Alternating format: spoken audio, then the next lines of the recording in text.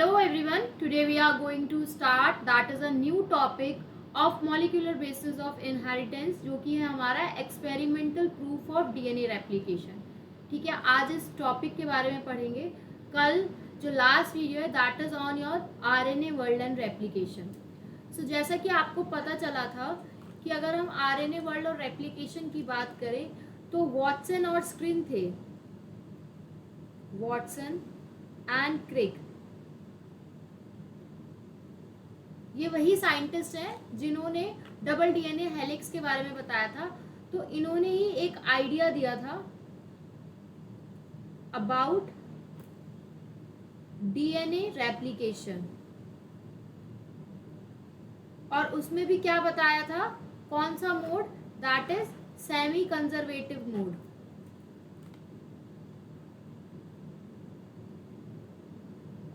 Semi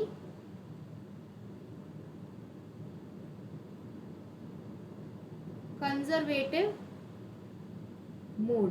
तो semi conservative mode में हमने क्या पढ़ा था, अगर याद हो तो this whole lecture is totally NCERT based. आप अपने नोट्स खोल के बैठिए और यहाँ से बैठ के रिवाइज कीजिए, and this is beneficial for class 11, 12 and those who are preparing for NEET exam. So अगर हम सेमी कंजर्वेटिव मोड की बात करते हैं तो सेमी कंजर्वेटिव मोड में क्या है कि एक डीएनए है, ठीक है, ये डीएनए क्या होगा, सेपरेट हो जाएगा। तो हमने इसको सेपरेट कर दिया। अब ये दोनों कैसे एक्ट करेंगे, act as a template strand, और एक न्यूली सिंथेसाइज्ड डीएनए बनेगा। यही होता है सेमी कंजर्वेटिव डीएनए, कि आपको ये जो दो डॉटर डीएनए हैं, ये डॉटर डीएनए कैसा है, that is a 50% parental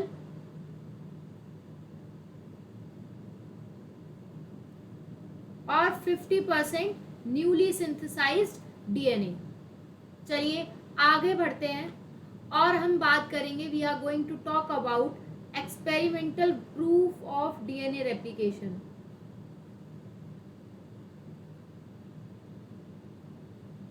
experimental proof of DNA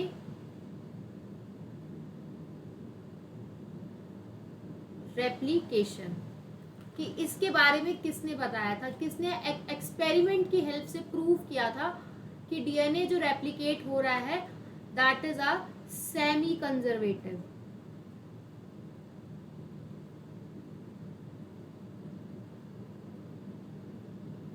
इसका जो आइडिया है that was given by Watson and Crick,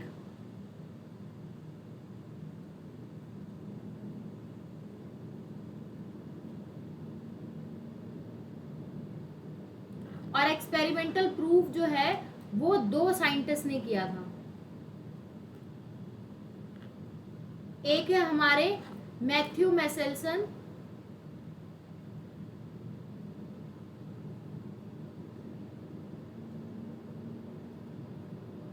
and Franklin stall.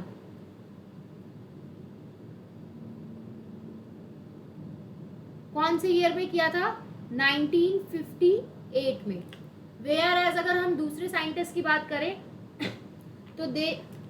तो उनका नाम था दैट इज टेलर एटाल।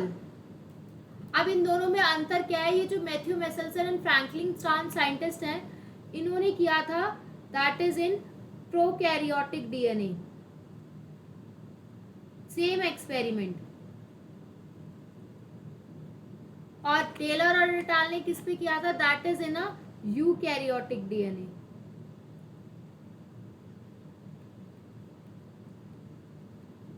तो जो मेसेल्सन और स्टाल हैं, इन्होंने कौन सा बैक्टीरिया यूज किया था, that is used E coli bacteria. और यूकैरियोटिक जो टेलर और एटाल है, इन्होंने क्या यूज किया था, that is used vicia faba beans.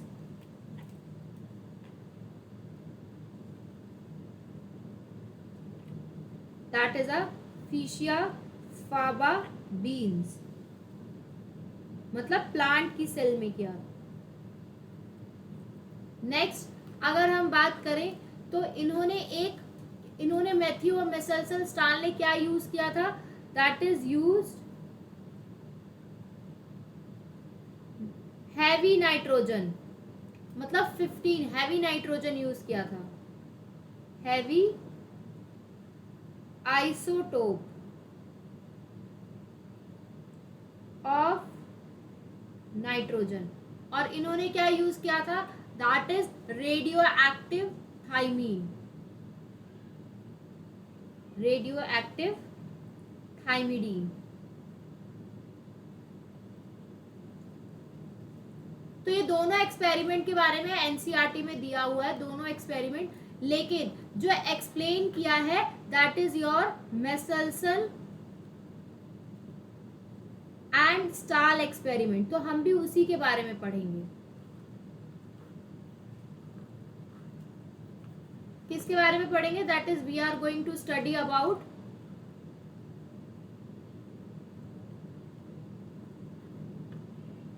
Meselson and Stahl experiment. I think मुझे ये थोड़ा सा जो थिकर पेन है वो ज्यादा सही लग रहा है एज कंपेयर टू ये लाइटर वाला आपके, क्योंकि इसमें जो हैंड राइटिंग है वो भी उतनी ठीक नहीं आ रही है, तो ये वाला जो है thicker pen that is a very good. तो मुझे tell me that if I use this और दैट। तो मेसेल्सन और स्टाल एक्सपेरिमेंट की बात करें तो इतनी तो बात हो चुकी है कि इन्होंने किस पे काम किया है, दैट इज वर्क ऑन, किस पे काम किया है, क्या यूज किया है, ठीक है। तो लेट्स सी, तो ही वर्कड ऑन इकोलाई पे काम किया है, ठीक है। और क्या यूज किया है, that is use heavy isotope of nitrogen, nitrogen का हैवी आइसोटोप यूज किया है दैट इज 15N। और क्या यूज किया है, दैट इज नॉर्मल आइसोटोप भी यूज किया है, normal isotope of nitrogen. Normal isotope क्या है, दैट इज 14N, इतना यूज किया है। और क्या यूज किया है, दैट इज ही यूज्ड, और क्या यूज किया है, सीजियम क्लोराइड, ठीक है, that is use caesium chloride density gradient centrification. और इन्होंने ये यूज किया है, इतनी चीजें इन्होंने यूज की है। तो चलिए ये जो मैथ्यू स्टाल एक्सपेरिमेंट है, सॉरी मेसाल्सन एंड स्टाल एक्सपेरिमेंट है, ये कौन से ईयर में आया था, दैट इज इन 1958 में आया था। क्या क्या यूज किया है, किस पे काम किया है, ये सारी चीजें लिखा दी है। तो चलिए लेट्स सी, अब एक्सपेरिमेंट है क्या, बिल्कुल ध्यान से सुनना है, बहुत इजी एक्सपेरिमेंट है और इसमें बहुतों को डाउट होता है, ठीक है। इन्होंने ई कोलाई लिया, क्या लिया, दैट इज ई कोलाई लिया, ई कोलाई को ग्रो किया, ठीक है, बहुत सारा ई कोलाई लिया और उसे किया ग्रो इन NH4Cl में। ये जो NH4Cl था, इसमें ये जो N था वो कौन सा था, दैट इज N15 वाला था। ध्यान रखना है कौन सा N था, दैट इज N15 था।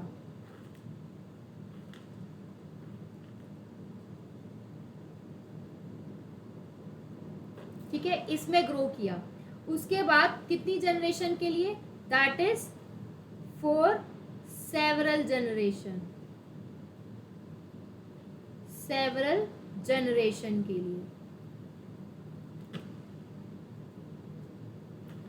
नेक्स्ट, अब जब हम NH4Cl में ग्रो करेंगे, वो भी नाइट्रोजन हमने 15 वाला लिया है, तो आपको पता है डीएनए किससे बनके बना होता है, that is made up of nucleotide. Nucleotide में नाइट्रोजनस बेसेस होते हैं, नाइट्रोजन प्रेजेंट होते हैं, तो धीरे धीरे क्या होने लगेगा, जो ई कोलाई है उसके अंदर N15 आने लगेगा। क्या आने लगेगा, दैट इज N15 आने लगेगा। तो ये जो बैक्टीरिया ग्रो हुआ, ठीक है, फॉर सेवरल जनरेशन, तो इन्होंने क्या देखा, दे सिंथेसाइज्ड, मतलब ये जो बैक्टीरिया है इन्होंने क्या सिंथेसाइज कर लिया, they synthesised their DNA with heavy isotope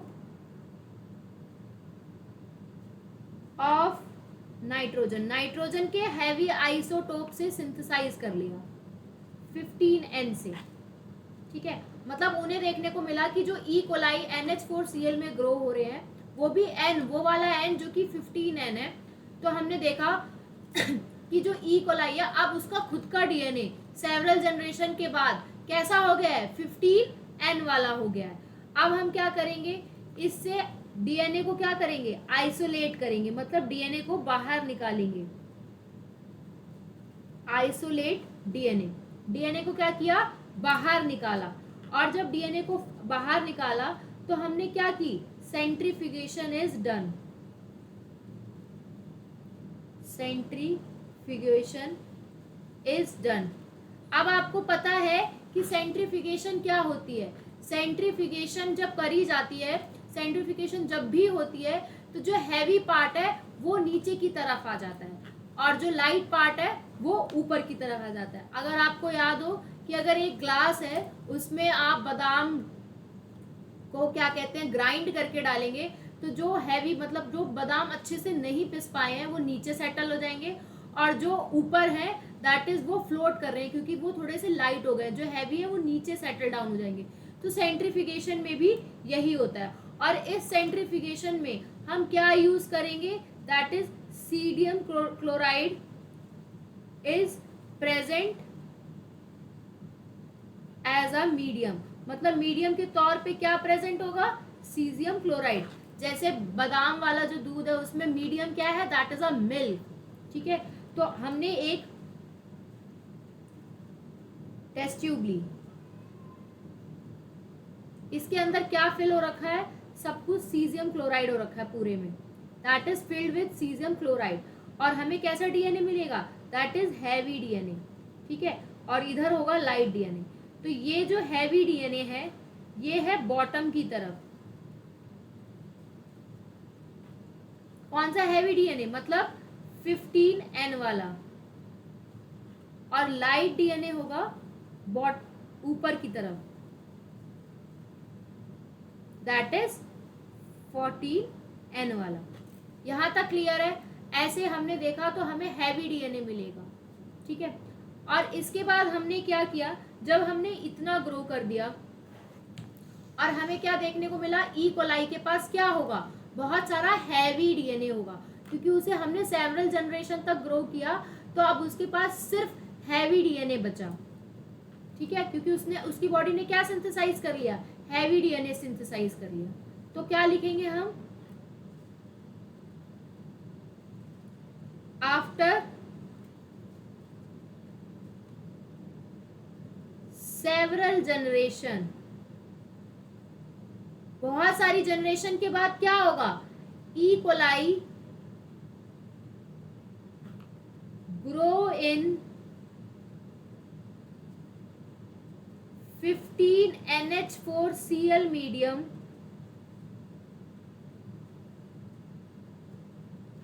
have their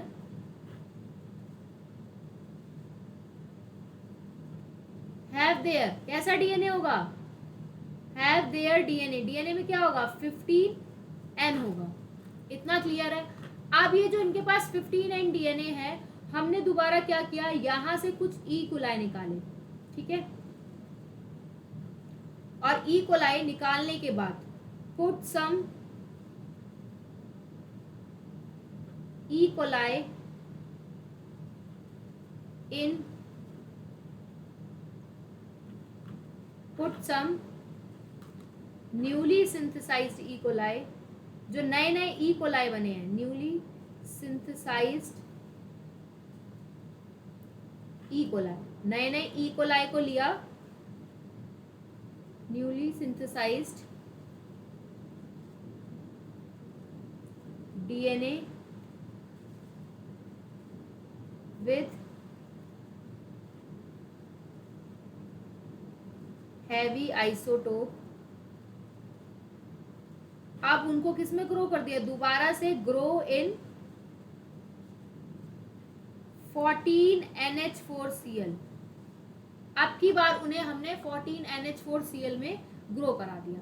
तो अब होगा क्या, देखो लेट्स सी, हमने ई कोलाई लिया, ठीक है, ये ई कोलाई को ग्रो कराया किसमें, 15NH4Cl में। तो हमें कैसा डीएनए देखने को मिला, हैवी डीएनए, क्योंकि अब उसके पास अपना डीएनए यही बनने लगेगा। हैवी डीएनए को हमने ड्रॉ कर लिया ऐसे, ये भी 15 है और ये भी 15 है, डीएनए भाई डबल स्ट्रैंडेड है ना। अब यहाँ का कुछ ई कोलाई लिया और उसे दोबारा ग्रो कराया, ग्रो इन, ठीक है। अब यहां से जो हैवी डीएनए वाला ई कोलाई था, इसे हमने दोबारा ग्रो कराया, ग्रो इन 14NH4Cl में। तो क्या होगा, आफ्टर कितने मिनट्स बाद, 20 मिनट्स बाद, 20 मिनट के बाद क्या होगा, ये 15-50 के दो स्ट्रैंड बने हैं, मैंने बताया था स्ट्रैंड अलग हो जाते हैं। तो ये 15 अलग हो गया और ये 15 अलग हो गया। अब ये दोनों कैसे एक्ट करेंगे, act as a template strand, और इनके अपने नए डीएनए बनेंगे। अब ये किस में ग्रो हो रहे हैं, 14 वाले में, तो इनका अपना डीएनए बन जाएगा 14N। उसी तरीके से इसका अपना डीएनए बन जाएगा 14N। अब ये 15-14 बन रहे हैं, तो ये कैसे बन गए, दे आर हाइब्रिड डीएनए। समझ में आया,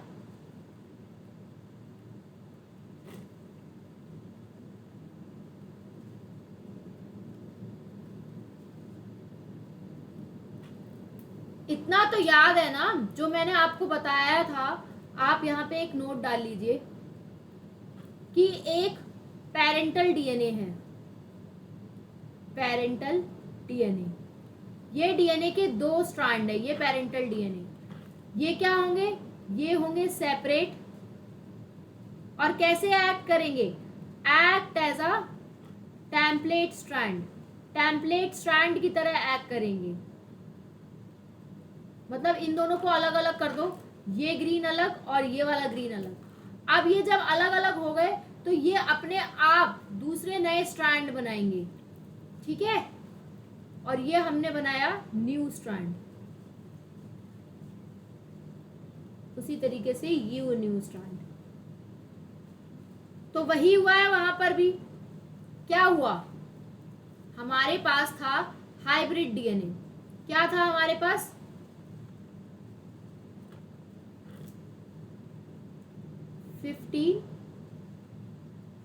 15N। ये कैसा डीएनए है, heavy DNA, that is heavy DNA. ये heavy DNA after 20 minutes, after 20 minute grow हुआ है दोबारा से 14NH4Cl में। तो ये 15-15 तो अलग हो जाएंगे, एक ये वाला 15 और एक ये वाला 15। 14 को डिनोट कर रही हूं मैं व्हाइट वाले से, और इसका अपना 14 बनेगा, इसका अपना 14 बनेगा, क्योंकि अब की बार ये ग्रो किस में हो रहे हैं, 14NH4Cl में। तो ये कौन सा डीएनए बना, ये बना, ये है आपका 15 और ये है आपका 14, ठीक है। अब यहाँ पे पूरे 20 मिनट्स के बाद हमें क्या देखने को मिला, 100% हाइब्रिड, हाइब्रिड मिले, ना पूरा 15 है ना पूरा 14 है। फिर दोबारा से आफ्टर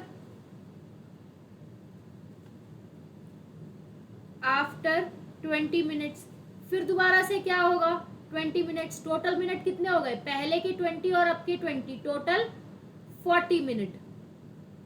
तो 40 मिनट के बाद क्या होगा, ये जो पिंक पिंक थे इनको भी अलग करो, 1 2, और वो जो व्हाइट व्हाइट बनाए थे बेटा वो भी अलग होंगे। अब दोबारा से ग्रो हो रहे हैं 14 NH4Cl में, तो इसका भी अपना बन गया। तो हमें क्या देखने को मिला, 40 मिनट्स के बाद हाइब्रिड डीएनए जो है वो किसके बराबर है, is equal to light DNA के बराबर। लाइट डीएनए का मतलब भाई ये भी तो 14 है, ये भी 14 है, ये भी 14 है, ये भी 14 है, इधर ये 14 था और ये 14 था, ऊपर वाले क्या थे 15। तो ये तो हुआ आपका आफ्टर 40 मिनट्स।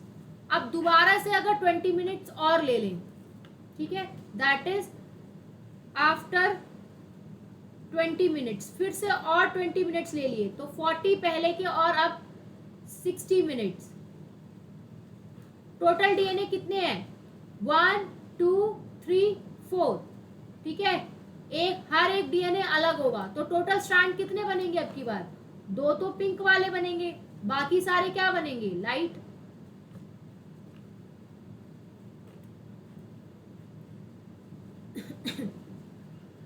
और इन सब के अपने अपने न्यूली सिंथेसाइज्ड डीएनए बनेंगे।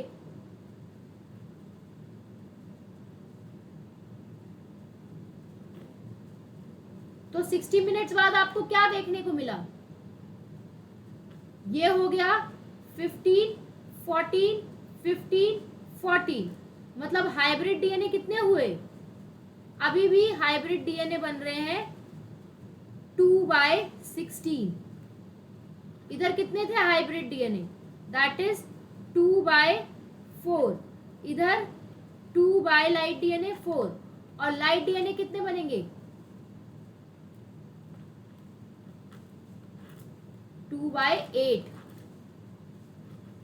और अगर हम बात करते हैं लाइट डीएनए की, तो लाइट डीएनए कितने बनेंगे, दैट इज 6 बाय, टोटल कितने हैं, दो गिनो काउंट करो, 1 2 3 4 5 6, दैट इज 6 बाय टोटल 8। तो अगर इसकी परसेंटेज निकालेंगे 2/8 की, तो it is going to be comed out 25%, और ये हो गया 75%। ठीक है, ये सारे क्या बन गए, 14 14 14 14, ये भी 14, ये भी 14, ये भी 14, ये भी 14, ये भी 14, ये भी 14, और ये भी 14, और ये भी 14। तो इस तरीके से बनेंगे। वही एनसीईआरटी में लिखा है, let us read out from the NCERT, कि डीएनए जो है सेमी कंजर्वेटिवली ही रेप्लिकेट करेगा। आपने देखा कि हमने ई कोलाई लिया, higher organism such as plant और ह्यूमन सेल्स ली, मैथ्यू और मैसाल्जर एंड फ्रैंकलिन ने ये एक्सपेरिमेंट 1958 में किया था। यहाँ तक क्लियर है। अब उन्होंने ई कोलाई को ग्रो किया पहले 15 NH4 मीडियम में, ठीक है, जहाँ पे देखा कि नाइट्रोजन उसका सोर्स है फॉर मैनी जनरेशन, और देखा जो 15N वाला नाइट्रोजन है वो धीरे धीरे करके इनकॉर्पोरेटेड, मतलब उससे नया सिंथेसाइज डीएनए बनने लगा। तो heavy DNA molecule could be distinguish from the normal DNA molecule by the centrification in the caesium chloride. ठीक है, ये तो मैंने बताया था कि अगर एक ये सीजियम क्लोराइड वाली मीडियम है, ठीक है, इसमें आपका सीजियम क्लोराइड डेंसिटी ग्रेडियंट भरा हुआ है, तो यहाँ पर आपका हैवी डीएनए होगा नीचे की तरफ, लाइट डीएनए ऊपर की तरफ।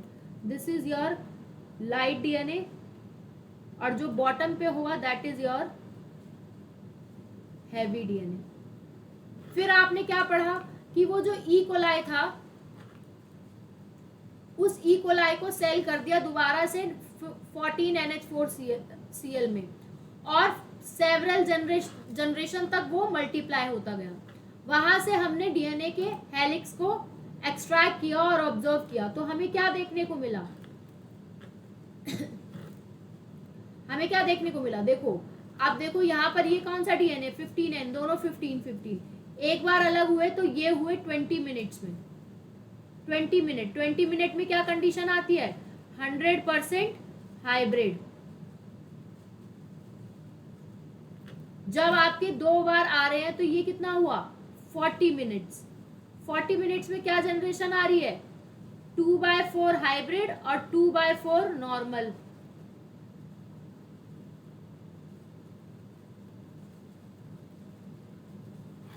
ठीक है, अब आपको 80 मिनट्स का बताना है कि क्या प्रोपोर्शन होगा। अब बिल्कुल एग्जैक्ट याद करते जाइए। आपने देखा था 20 मिनट, 20 मिनट के बाद पूरे के पूरे 100% कैसे थे हाइब्रिड थे। फिर 20 मिनट के बाद दोबारा से 20 मिनट हुए और 40 मिनट हो गए टोटल। आपने क्या देखे 50% हाइब्रिड और 50% लाइट। फिर से 20 मिनट्स हुए तो आप कितने हो गए 60 मिनट। 60 मिनट में आपने क्या देखा यहाँ पे कितने मिनट्स हुए थे, ये देखो ये 60 मिनट्स हैं। कितने हुए थे हाइब्रिड डीएनए बने थे आपके 2/8, दैट इज 25% हाइब्रिड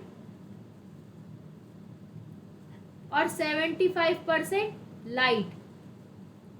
ये कितने बने थे दैट इज 2/8 और ये बनेंगे 6/8। अब दोबारा से 20 मिनट्स और एड ऑन हुए तो हो गए 80 मिनट्स। हाइब्रिड डीएनए तो अभी भी बनेगा, तो यहाँ पे कितने थे दैट इज 2/4 थे, इधर भी 2/4 थे, इधर 4 बने इधर 8 बने, तो अब कितने बनने चाहिए टोटल 16 बनने चाहिए। और 16 में कितने हाइब्रिड होंगे बेटा 2 ही तो होंगे, तो हाइब्रिड अब की बार कितने आए 2/16। और 2/16 का अगर हम फॉर्मूला देख 2/16 को देखें तो ये कम्स आउट टू बी 12.5%। और अगर 2/16 इतने हैं तो बाकी रिमेनिंग कितने हैं 14/16, that they are light DNA.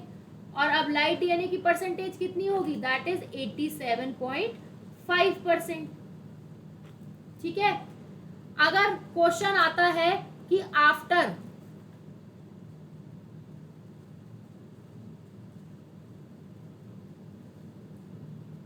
ठीक है आफ्टर 100 मिनट कितने हो जाएंगे,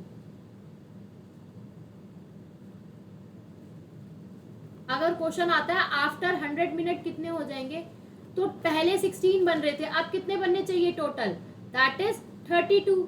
32 में 2 तो हाइब्रिड ही होंगे, हाइब्रिड डीएनए हाइब्रिड बनना थोड़े बंद हो जाएंगे। और लाइट डीएनए कितने हो जाएंगे अब की बार दैट इज 30/32।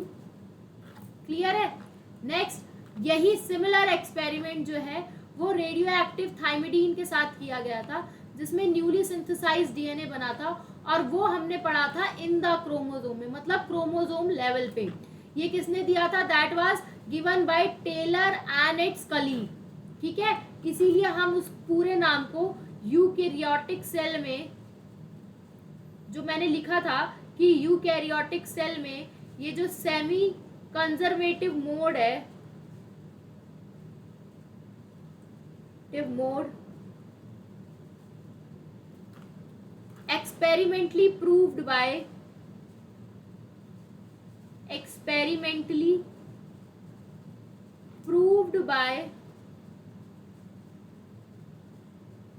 किस बताया था Taylor and et al. Et al means their colleague. ठीक है, इन 1958, ये भी 58 में ही हुआ था। और कौन से लेवल पे हुआ था दैट इज एट, कैसे प्रूव किया था एट क्रोमोसोम लेवल पे देखा गया था, ये क्रोमोसोम लेवल पे। ठीक है, so this is all about your ये आपका सारा रहा experimental proof of DNA replication. तो this is all about experimental proof of DNA replication. So the next topic is, हम अभी और रेप्लिकेशंस के बारे में पढ़ेंगे। मैं बिल्कुल जो है एनसीईआरटी की हेडिंग के वाइज चल रही हूँ, सो दैट आप डेली का डेली रिवाइज कर सकें और अपने नोट्स जो हैं वो और अच्छे बना सकें। सो यहाँ तक आई होप ये टॉपिक जो है बिल्कुल एकदम क्रिस्टल क्लियर होगा। So stay tuned with our channel, see you in the next video. Thank you so much all of you.